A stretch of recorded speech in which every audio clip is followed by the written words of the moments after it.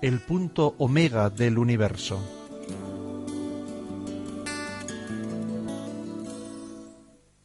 Buenas tardes a todos. Para decir que Jesucristo es la razón de ser de la creación, me parece que la manera más bonita de expresarlo es leyendo en el capítulo 1 de la carta a los Colosenses de San Pablo, los versículos 15 al 20. Dice así: Él, Cristo, es la imagen de Dios invisible, primogénito de toda criatura, porque en Él fueron creadas todas las cosas, las del cielo y las de la tierra, las visibles y las invisibles, los tronos, las dominaciones, los principados, las potestades. Todo fue creado por Él y para Él. Él es antes de todas las cosas, y todas las cosas subsisten en Él. Él es también la cabeza del cuerpo de la Iglesia, el principio, el primogénito de los muertos, a fin de que obtenga la primacía en todo, porque quiso Dios que en Él habitase toda la plenitud, y por medio de Él reconciliar consigo todas las cosas, las de la tierra y las del cielo, estableciendo la paz por la sangre de su cruz. Realmente parece que se agotan todos los recursos del lenguaje para subrayar una y otra vez esta primacía única de Cristo. Él es antes que todo. Todo ha sido hecho por Él y para Él. Y Él es el que da sentido, por lo tanto, a toda la creación. De modo que la misma existencia del universo, en todos sus niveles, desde los ángeles más perfectos hasta los átomos más humildes, solo puede entenderse en relación a Cristo. Y por tanto no se puede comparar a Cristo con ninguna figura histórica. No, se sale de todos los moldes.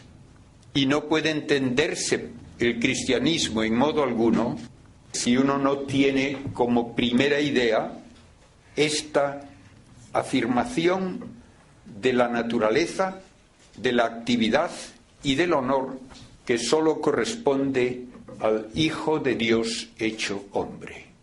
No hay nadie con quien compararlo. Pues bien, comencemos por el modo de pensar que, basándose en datos científicos, por mero pensamiento filosófico, nos lleva a preguntarnos ¿por qué hay un universo? Ya hemos hablado de esto en varias ocasiones de paso, pero ahora preguntémonoslo directamente. ¿Por qué crea Dios? Si el crear significa una potencia infinita, porque sólo el infinito puede hacer que exista algo sin usar una materia anterior, el paso de nada a algo solo puede darlo una potencia infinita. Esa potencia infinita no puede en modo alguno beneficiarse por lo que crea. Y por tanto, uno no puede decir que Dios crea porque con eso Él se perfecciona o se desarrolla. Eso es una aberración filosófica y teológica en que han caído y caen ahora algunos que se quieren presentar como pensadores científicos y teológicos. Eso era básicamente una idea de orden panteístico. La divinidad se autoperfecciona y se autorrealiza creando. Pues no. La divinidad no está en el tiempo y no puede cambiar, porque no estando en el tiempo no puede haber un estado anterior y otro posterior. Eso es lo más elemental desde el punto de vista lógico. Por tanto, el crear no puede ser porque se busca ningún tipo de beneficio. Decir que Dios crea porque le va a entretener ver cómo se queman estrellas durante millones de años sería una tontería completa. Y decir que Dios va a crear porque le va a entretener ver animales moviéndose por un planeta sería otra tontería equivalente. Entonces, ¿por qué crea Dios? Pues la única razón lógica que puede darse es que siendo pura perfección y siendo además omnipotente y de infinita felicidad en su misma naturaleza, por pura benevolencia quiere hacer partícipes de su felicidad a seres personales capaces de establecer una relación personal con el Creador. De modo que la única razón suficiente para que Dios cree es que haya seres personales capaces de establecer una relación directa con el Creador. Y finalmente, capaces también de participar de su misma felicidad. No hay otra manera lógica de hablar de un Creador de infinita perfección, de infinita potencia, creando cosas infinitamente inferiores a Él, sino que quiere hacer partícipes a otros seres capaces de conocerle y amarle de su misma felicidad.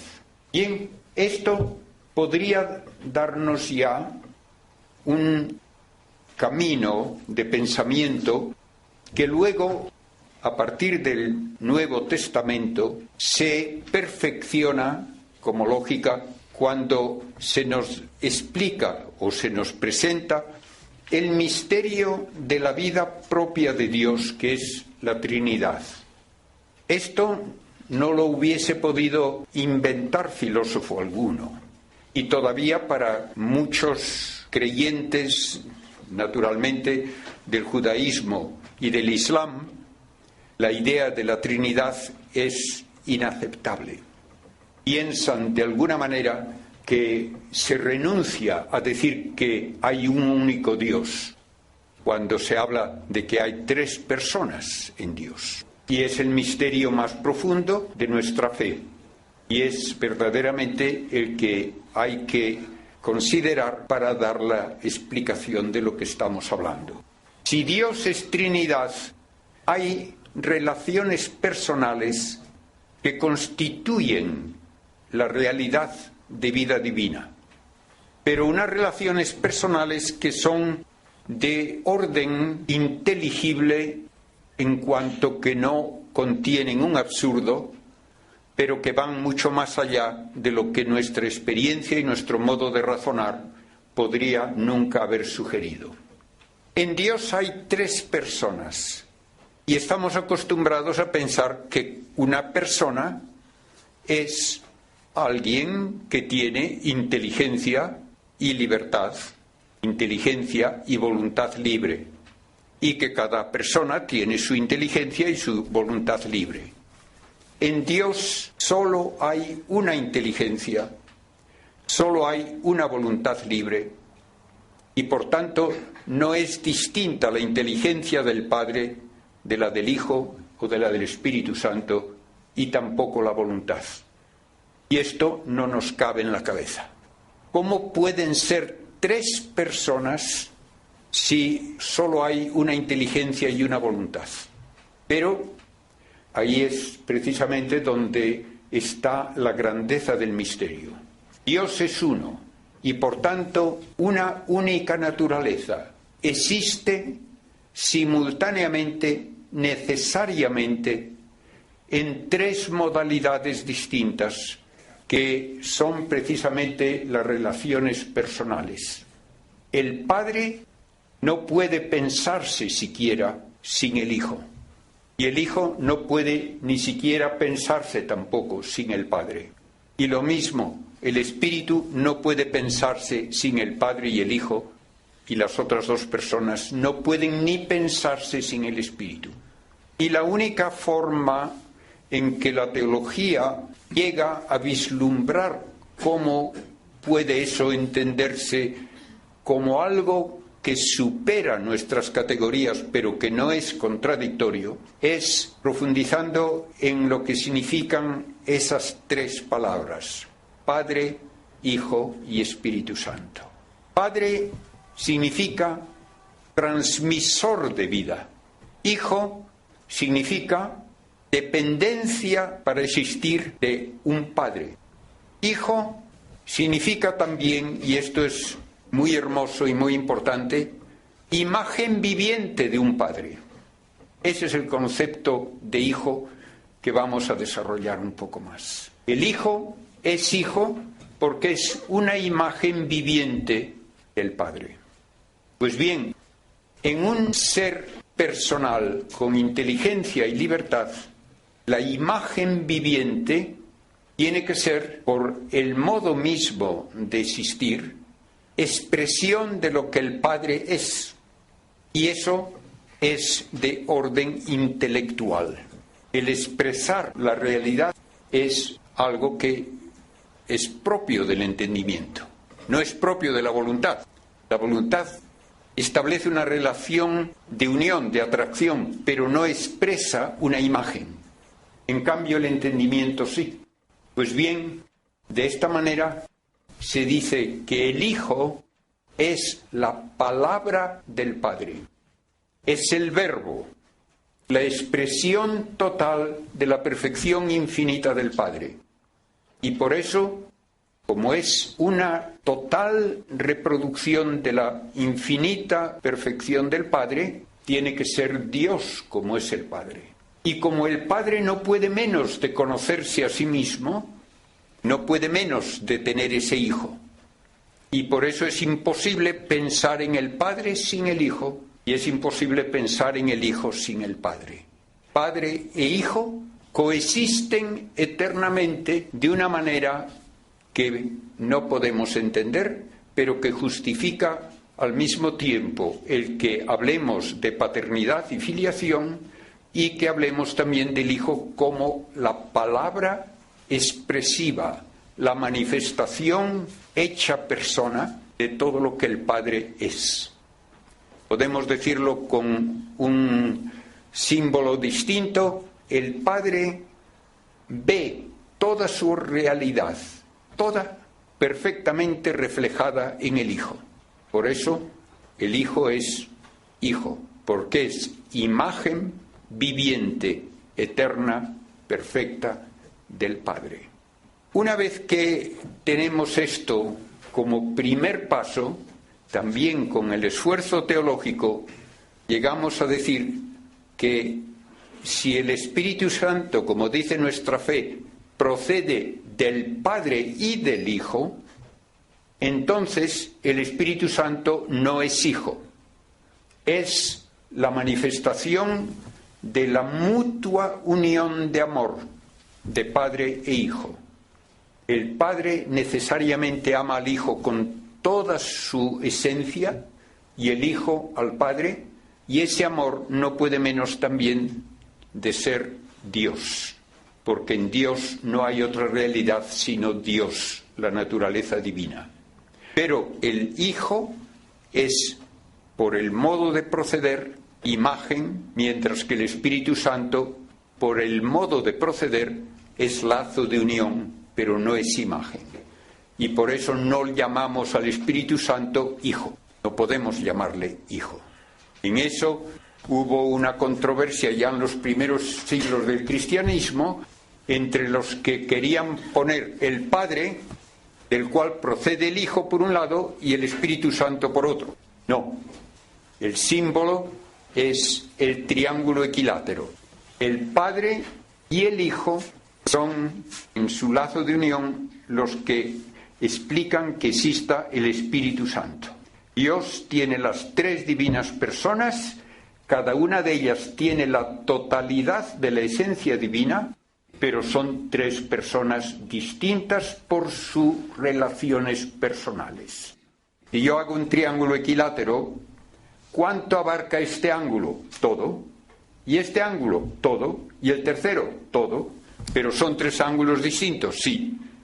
Pues algo de eso está tras el símbolo que se ha usado tradicionalmente del triángulo equilátero para hablar de Dios. Son tres personas distintas en comunicación perfecta de toda la realidad divina. Y por eso Cristo puede decir de sí mismo lo que nadie jamás se hubiese atrevido a decir. Antes que Abraham existiese, yo soy. Glorifícame, Padre, con aquella gloria que tuve a tu lado antes de que el mundo existiese.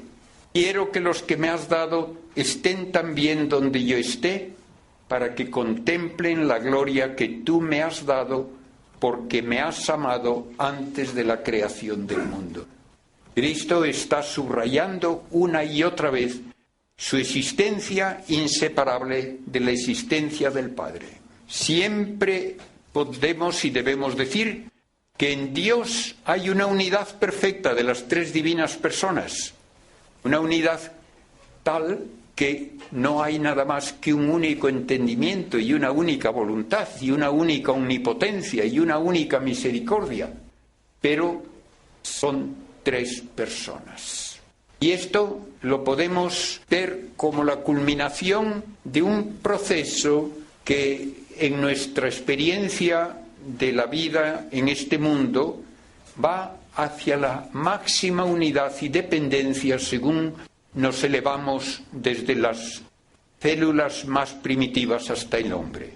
Cuando hay una célula de las más primitivas, la célula se divide en dos. ¿Cuál de ellas es padre o madre y cuál es hija? No hay respuesta. No hay relación alguna de dependencia mutua. Cuando luego aparecen seres multicelulares, generalmente hay algún tipo de semilla en las plantas o un huevo en los pájaros, por ejemplo, pero el nuevo ser se desarrolla ya independientemente del que le dio origen, aunque puede aparecer ya en las aves, sobre todo en algunas, que hay una dependencia al principio para obtener alimento, para aprender incluso a buscar alimento, aprender a volar, lo que sea. Así es. Cuando luego llegamos a un nivel superior de vida, ya en los mamíferos, primates, etcétera, la dependencia de la prole con respecto a los progenitores se hace cada vez más importante y más duradera. Cuando llegamos al hombre, una parte muy importante de lo que es una vida media es de dependencia de los padres, aun para poder subsistir y luego para aprender a ser humano en todo su sentido. Cuando llegamos al nivel de vida superior, que es Dios, nunca se da una mayoría de edad. No puede el Hijo nunca emanciparse del Padre. No pueden separarse las divinas personas. Por eso Cristo lo dijo claramente, el Padre y yo somos uno. Y lo son necesariamente y eternamente. Pues bien, todo esto que hemos dicho nos habla de que para Dios toda su felicidad está en ese único Hijo. Y así lo dijo en el bautismo en el Jordán y luego también en la transfiguración. Este es mi Hijo único, el amado, en quien tengo todas mis complacencias. La felicidad del Padre es ese Hijo. Y así llegamos al momento en que podemos ver que la relación de comunicación total de vida del Padre al Hijo tiene que ser también reflejada en la creación de seres infinitamente inferiores, pero que van a ser de alguna manera también hijos de Dios, porque van a ser imagen viviente de ese Padre. Y esto ya nos lo dice el Génesis, cuando se dice que Dios hace al ser humano como imagen y semejanza suya. Y como va a ser imagen viviente, va a tener también derecho al nombre de Hijo. Todos nosotros participamos así de una filiación que es una reproducción en nivel infinitamente inferior de la filiación propia del Verbo. Y ahora podemos dar el tercer paso, que es que el plan de Dios al crear el universo llega a la máxima generosidad cuando quiere que esta imagen y semejanza esencial, que es el Verbo, sea también la imagen y semejanza que Él buscaba al crear al ser humano. Cristo va a ser de una manera doble imagen y semejanza de Dios. Imagen y semejanza esencial por su personalidad divina. Imagen y semejanza también como el hombre perfecto en que Dios se hace presente en la creación para elevar la creación al nivel de vida propio de la Trinidad. Por eso podemos decir que Cristo es la razón de que Dios cree. Crea para que pueda darse finalmente esta maravillosa unión de Dios y criatura. Dios Hijo, que se hace hijo de una madre humana, para poder así ser al mismo tiempo imagen y semejanza del Padre en el nivel increado y en el nivel creado. Esto es algo que tiene una consecuencia muy bonita y muy importante, aunque no directamente relacionada con el desarrollo del tema hoy, y es que como el Hijo de Dios es 100% hijo de un único Padre eterno, que es 100% Padre de este único Hijo, por eso, al hacerse hombre, no pudo tener padre humano, y por eso tenía que nacer de madre virgen. La misma persona no puede tener dos padres ni dos madres. La relación de paternidad y maternidad es a la persona, no al cuerpo. Yo no digo que mi madre es madre de mi cuerpo, digo que es mi madre, y lo mismo mi padre. Pues bien, como Cristo como persona es persona divina, solo puede tener como padre al Padre eterno del cual procede eternamente. Pero como no hay una madre distinta en la Trinidad, por eso puede tener una madre humana. Por otra parte, piensen también que Cristo, siendo 100% hijo, no pudo tener descendencia humana, porque entonces sería padre, y no puede ser padre. Todo esto tiene una conexión lógica en el momento en que insistimos en lo que significa la Trinidad y las relaciones entre las divinas personas. Pues bien, entonces, ¿por qué crea Dios? Porque quiere tener esta relación maravillosa, incluso con el mundo creado, haciendo que el mundo creado se eleve al nivel de la vida íntima de la Trinidad, porque es una divina persona, al mismo tiempo un ser humano. Hasta la materia misma se ve elevada pues al trono de Dios, y la materia del cuerpo de Cristo es adorada por ángeles. La materia del cuerpo de Cristo lo adoramos constantemente en la Eucaristía. De modo que tenemos la maravillosa intimidad con Dios de que un ser humano, cuerpo y alma, es la razón de ser de la creación y está indisolublemente presente en la vida de la Trinidad para siempre. De modo que ahí está el significado más básico del título de esta conferencia, que Cristo es el punto omega hacia donde todo converge en el plan de Dios. Dios crea para que pueda darse la encarnación y así pueda el mundo creado participar de la vida misma de Dios. Desde el punto de vista científico hay lo que aquí discutido en otras ocasiones, el principio antrópico, que nos dice por razones meramente científicas que el conjunto de propiedades que tiene el universo desde su primer instante, que podemos deducir por medidas experimentales, es el conjunto de propiedades muy precisamente determinadas que permiten que aparezca la vida humana. Si se cambiase cualquiera de las propiedades de la materia, a veces en menos de un 1 o un 2%, en la intensidad de las fuerzas de la materia, en la cantidad de materia que hay en el universo, etc., los cálculos científicos dicen la vida inteligente no hubiese podido desarrollarse. El universo está hecho para que aparezca la vida inteligente en el ser humano, y desde el punto de vista de Dios, toda la convergencia del universo es para que pueda darse la encarnación, para que Dios pueda hacerse hombre y así dar sentido a toda la creación. No hace falta esperar que haya otros superhombres en el futuro. No, ya ha llegado a su cumbre la perfección de la humanidad en Cristo.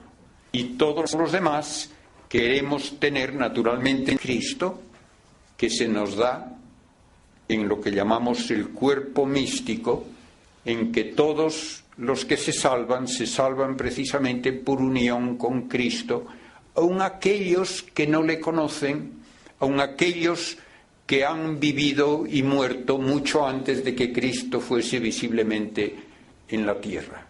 Todo cuanto ocurre en la naturaleza tiene solamente sentido desde el punto de vista de Dios, porque es un modo de llevar a toda la creación a la unión con la divinidad por medio de Cristo, Dios hecho hombre.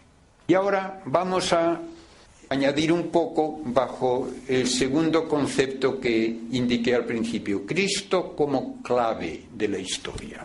Hay una frase en la Constitución Apostólica Gaudium et Spes que dice: la Iglesia cree que la clave, el centro y el fin de toda la historia humana se halla en su Señor y Maestro.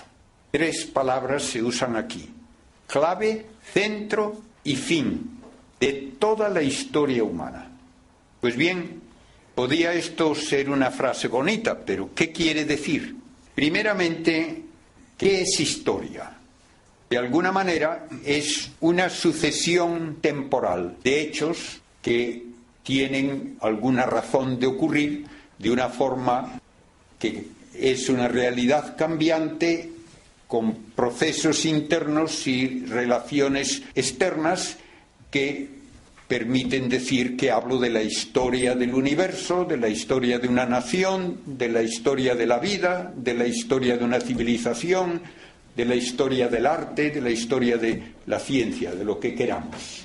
Siempre se trata de una realidad cambiante que uno intenta descifrar, no solamente haciendo un catálogo de fechas, sino dando una visión coherente de lo que ocurre. Bien, podemos hablar de la historia del universo, de la historia de la evolución de la vida, y podemos buscar explicaciones más o menos lógicas. Ahí es donde entra entonces en juego la palabra clave.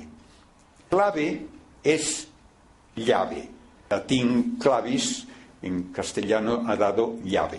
La llave se utiliza para cerrar y para abrir. Pues bien, ¿qué quiere decir entonces que Cristo es clave de la historia? Primeramente, clave puede utilizarse en arquitectura cuando se hace un arco y se pone la piedra central donde convergen todas las tensiones y todas las presiones, y cuando se pone esa piedra y es suficientemente fuerte y rígida, da la coherencia a toda la estructura arquitectónica. De modo que clave en este sentido cierra un arco y al cerrarlo le da consistencia, le da permanencia y la capacidad de soportar pesos. Y naturalmente uno puede hacer un edificio sin usar arcos y entonces no hay clave, pero el único elemento arquitectónico que tiene este simbolismo de ser la pieza que da la estabilidad estructural es esta, la clave. Y Cristo puede entenderse con esa idea de importancia que da consistencia a todo lo que existe y da consistencia a la historia humana. El otro significado de la palabra llave, que indica el abrir, se usa para un modo de expresar algo que soluciona un enigma. Si yo envío un mensaje cifrado, aquello parece, por ejemplo, una sucesión de números sin sentido. Pero hay una clave. Si yo conozco la clave, entonces ese mensaje cifrado tiene sentido. Esto es lo que implica el poder explicar algo, el poder dar una razón como base de interpretación, e incluso en historia se hace esto. Uno no se limita a dar datos y nombres, sino que busca razones de por qué hubo cambios de tipo político, económico, estructural en las diversas naciones. Y entonces se encuentra una clave explicativa. Pues bien, ambos significados podemos aplicarlos a Cristo como clave de la historia del universo, de la historia humana y de la historia, en el caso concreto, de nuestra civilización cristiana.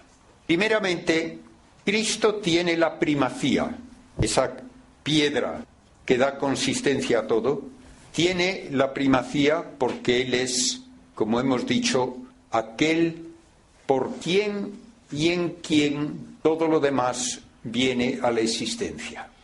De modo que todo cuanto hay en el cielo y en la tierra subsiste en Él y tiene su consistencia en Él, como dice el texto de San Pablo que leí al principio.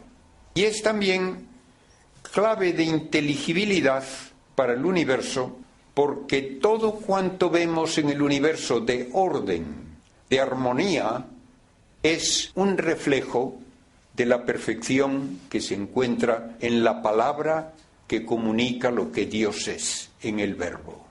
Él es la causa eficiente de que haya cuanto existe y mantiene en la existencia todo lo que existe y es causa ejemplar de toda perfección. De modo que podemos decir también que cuando el Padre ve la hermosura, el orden, la armonía de la naturaleza, ve un reflejo de la perfección del Hijo. El Padre tiene todas sus complacencias en el Hijo, todas, solo en el Hijo. Y es también causa final, de modo que es clave explicativa, porque ya dijimos que todo está hecho para que Él pueda existir como al mismo tiempo criatura y como Dios, y así llevar toda la creación al trono de la Trinidad. Podemos decir, desde el punto de vista científico, que los miles de millones de años, desde que hubo la gran explosión primitiva hasta que aparece el hombre, todo fue una preparación de la materia que iba a ser luego cuerpo de Cristo, como es también nuestro cuerpo. No podía existir el ser humano mucho antes de lo que existió, porque no había los materiales adecuados, preparados. Somos ceniza de estrellas en cuanto a nuestro cuerpo. Podemos decirlo sin que sintamos vergüenza alguna de ello, porque fuera del hidrógeno que hay en nuestro cuerpo, sobre todo porque hay gran cantidad de agua, fuera del hidrógeno, todo lo demás que forma nuestro cuerpo tuvo que sintetizarse en reacciones nucleares durante millones y millones de años en una generación tras otra de estrellas. Y de esa ceniza de estrellas se formó el planeta Tierra, y de esa ceniza de estrellas se forma el cuerpo humano, incluyendo el cuerpo de Cristo. Podemos hablar entonces de que ya ahí la historia cósmica apunta a ese momento maravilloso en que Dios se va a hacer hombre. No sabemos si hay vida en otros lugares. Mi opinión, y no es solo mía, de muchos científicos, es que probablemente no hay vida, por lo menos inteligente, en ningún otro lugar del universo. Porque cuando se quiere explicar que haya vida, una de dos, o hay que decir la hay porque espontáneamente las fuerzas de la materia van a producir seres vivientes con facilidad, o hay que decir porque Dios hace algo muy especial para que haya vida. ¿Qué probabilidad hay de que se forme por mera manipulación de las fuerzas de la naturaleza una célula? Ninguna. Sí, dicho en castellano vulgar, ninguna. Porque cuando se han calculado las probabilidades por científicos, me dicen que para que aparezca una molécula de ADN, no una célula completa, una molécula de ADN, tiene que decir uno que la probabilidad sería una en un número que se escribe con un 1 seguido de 126 ceros. Y para que pongan esto en perspectiva, se calcula que el número de partículas atómicas en todo el universo conocido podría ser un 1 seguido de 90 ceros. De modo que multipliquen este número por 1 trillón, multiplíquenlo otra vez el resultado por 1 trillón y tendrán un 1 seguido de 126 ceros. Y entonces dicen, tal vez haya una probabilidad en ese número de que se forme una única molécula de ADN. Eso quiere decir que aunque cada partícula atómica del universo estuviese produciendo cambios estructurales a 1000 veces por segundo, en toda la historia del universo todavía no tenía ni remotamente la probabilidad de que se hubiese formado una molécula de ADN. Y cuando se habla de la probabilidad de que se forme por azar el genoma humano, dicen los cálculos científicos, tal vez una probabilidad en un 1 seguido de 12 millones de ceros. Por eso, como decía antes, en castellano simple es imposible. Por lo tanto, pensar que va a haber vida espontáneamente en un montón de sitios es no tener ni idea de lo que se está diciendo. Y esto, un científico tras otro lo ha ido diciendo en público en los últimos años, en contra de todas las tonterías que se ven en los periódicos y en los programas de televisión de que ha de haber vida en montones de sitios y cualquier lugar le sirve para que haya vida. Pues no. Bien, esto entonces ya me dice cómo se prepara el universo para que haya por lo menos este planeta, en donde se dan todas las circunstancias que permiten la aparición de vida, aunque no sabemos decir ni dónde, ni cuándo, ni cómo apareció. Y es la realidad científica hoy. Recientemente hablaban de que tal vez haya una vida con un modo distinto de formar estructuras vivientes en el satélite Titán de Saturno, porque allí hay metano y al parecer puede haber lagos de metano y a lo mejor puede haber vida basada en el metano. Pues yo he hablado con buenos biólogos que me dicen la única manera posible, según la química, de que haya vida es que se base en el agua líquida y en la química del carbono. No hay posibilidad de sustituir ni el uno ni el otro. De modo que no vale hablar alegremente de que puede haber vida de otro tipo. No. La química establece lo que puede hacer cada elemento por las propiedades bien estudiadas en el laboratorio y no hay alternativa. Bien, tampoco podemos explicar científicamente la evolución de la vida hasta el ser humano. Que habla de que hay mutaciones, sí, las hay, pero llega el momento en que uno tiene que decir cómo se pasa de un animal no inteligente a un ser viviente inteligente. Nadie tiene una respuesta. ¿Por qué? Porque lo único que puede explicar la ciencia es lo que ocurre por la actividad de una de las 4 fuerzas que ya hemos mencionado otras veces, que describen el proceder de la materia. La fuerza gravitatoria y la electromagnética de largo alcance, la nuclear fuerte y la nuclear débil de muy corto alcance, y si hay alguna otra fuerza, nadie la conoce ni sabe que pueda hacer nada. Lo que no admita una explicación por una de esas fuerzas de la materia no puede deberse a la materia. Y nada puede explicar el que alguien piense, que a alguien le interese la matemática, que alguien escriba una poesía por medio de ninguna de esas fuerzas. Por lo tanto, hay que hablar de una realidad no material que tiene que venir directamente de Dios, porque la materia solo da modificaciones de la materia. Y así es, una vez más, la idea de preparar la existencia de seres personales que culminan en la persona de Cristo, Dios y hombre, lo que explica que haya vida y que se haya dado vida inteligente. Si esto se aplica a la historia cósmica, ahora podemos hablar de la historia humana. Y la historia humana tiene un capítulo muy especial en todas las culturas de todos los pueblos, desde que tenemos constancia de su modo de pensar.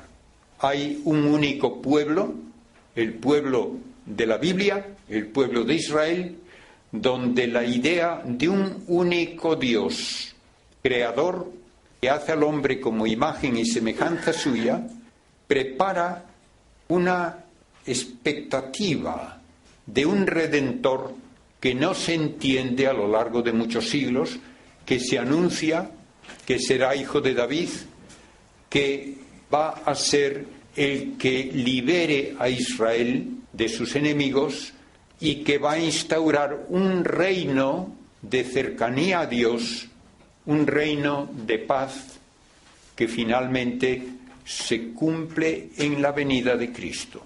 De modo que la historia humana va preparando un pueblo concreto para que en él aparezca Dios hecho hombre. Y esto luego lleva al desarrollo, naturalmente, de la civilización cristiana. Y podemos decirlo con toda honradez que ha sido la transformación cultural más grande de toda la historia, la venida del cristianismo, porque ha cambiado el punto de vista de lo que es el hombre y el punto de vista de lo que es el destino humano.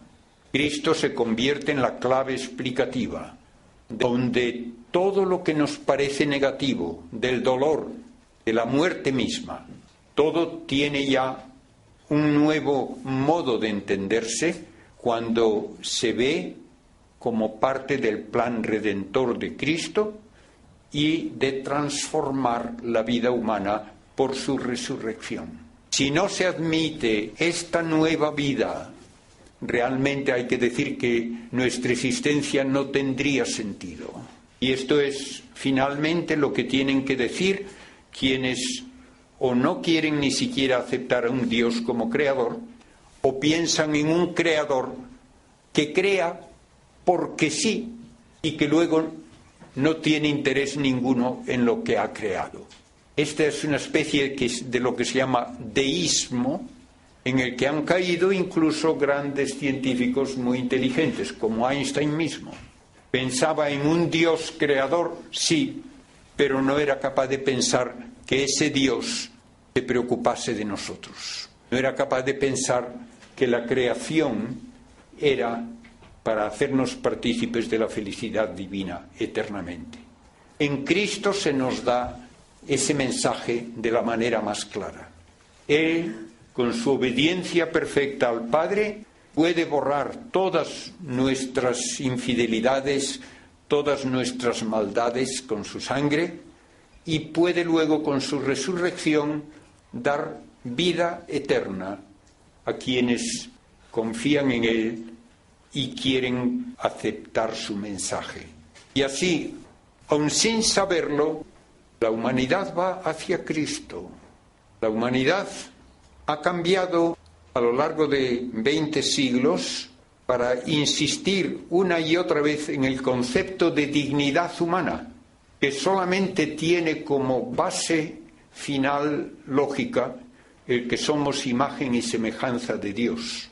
Quienes no han querido aceptar eso han rechazado también la idea de la dignidad humana, como vemos ha ocurrido en los regímenes comunistas, en el nazismo, por ejemplo, también, en todo lo que ha sido la explotación del hombre por el hombre, como si los demás no fuesen más que cosas útiles.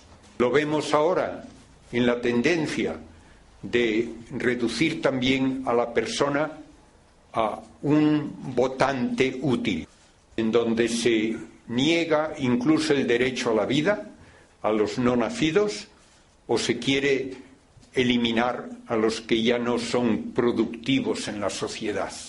No, el cristianismo es la única fuente lógica de los derechos humanos. Y donde se olvida uno de la dignidad de la persona, entonces todo fracasa. Cristo es la única explicación para quienes creemos en Él de cuántos actos heroicos en todo el mundo llevan el amor y la ayuda a quienes no pueden corresponder con nada medible en términos económicos. ¿Por qué hay miles y miles de misioneros y misioneras en todo el mundo ayudando a los más pobres? Porque se ve en ellos a Cristo. ¿Por qué pensamos que tenemos que cuidar de nuestros hermanos? Porque vemos en ellos a Cristo. Incluso, ¿por qué debemos cuidar de nuestro planeta? ¿Por qué debemos preocuparnos de no destruir la casa común? Porque es un regalo de Dios en que Cristo tiene que encontrar un nivel de existencia adecuado para que todas las personas actuales y futuras puedan vivir de acuerdo con su dignidad. Todo esto ha cambiado la faz del mundo y ahora podemos decir que queda mucho por hacer, pero no puede hacerse olvidándonos de Cristo, olvidándonos de su centralidad como razón explicativa y razón de ser de la misma creación. Cristo es el centro, es la razón de ser de cuanto existe y es también el punto hacia el cual converge toda la humanidad para finalmente ser llamados a participar de su vida divina, a participar de esa filiación que nos hace ser a todos hijos en el Hijo. Esa es la definición hermosa de lo que significa ser cristiano. Era el padre Manuel Carreira en esta conferencia titulada El punto omega del universo.